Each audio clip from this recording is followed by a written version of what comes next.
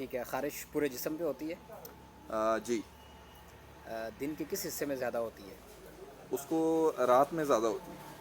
نہیں، جسم کے کس خاص حصے پہ ہوتی ہے؟ پورے جسم پہ ہوتی ہے یا خاص حصے پہ ہوتی ہے کسی پہ؟ اس کو پرائیویٹ حصوں میں زیادہ ہوتی ہے، بغل میں، ہاتھوں میں، وہ وہاں زیادہ ہوتی ہے. ٹھیک ہے. کب سے ہے؟ تقریباً 1 مہینہ ہو گیا. کوئی دوائی میں تبدیلی تو نہیں کی؟ کوئی دوائی اس نے شروع کی ہو مہینہ پہلے، بلڈ پریشر کی، شوگر کی؟ نہیں، ایسا کچھ نہیں.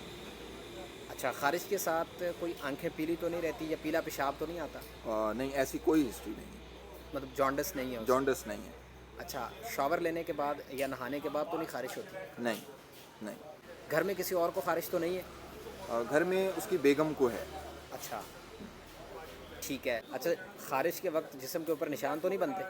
جی بالکل بنتے ہیں، نشان اچھا. یہ بنتے ہیں. موسٹ لائکلی اسکیبیز ہے. ٹھیک ہے. اس کی تشخیص اسی طرح سے ہوتی ہے